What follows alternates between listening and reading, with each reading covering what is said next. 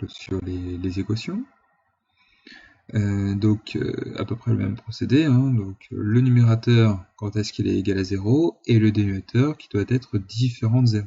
Donc la même structure, exactement la même chose, on fait juste attention au signe. Donc 4x moins 3, facteur de moins 3x plus 4 égale à 0, va nous donner soit le premier qui va être égal à 0, soit le deuxième qui va être égal à 0. Et évidemment, le et moins 3x moins 4 différent de 0, hein, qui va être à part. Donc on fait dans l'ordre.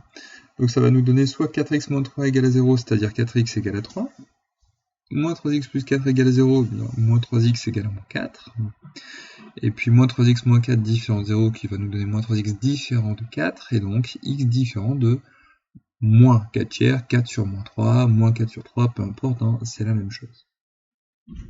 Et donc 4x égale à 3 va nous donner x égale à 3 quarts, moins 3x égale à moins 4 va nous donner x égale à moins 4 sur moins 3, c'est-à-dire 4 tiers, et donc c'est terminé. Il n'y a plus qu'à conclure. Donc 3 quarts est une solution possible, 4 tiers est une solution possible. Par contre, parmi ces solutions possibles, si on a moins 4 tiers, il faut absolument l'enlever. Ça tombe bien, on ne l'a pas. Donc parmi les solutions, il n'y a rien à enlever, donc on garde tout.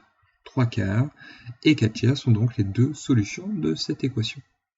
Donc ça conclut les deux équations avec la fonction inverse. Ça ne change pas grand-chose par rapport à avant, juste le et, le dénominateur doit être différent de 0. Si à la place de moins 3x moins 4, j'avais eu juste moins 4, et comme c'est toujours différent de 0, on ne l'aurait pas pris en compte, bien entendu.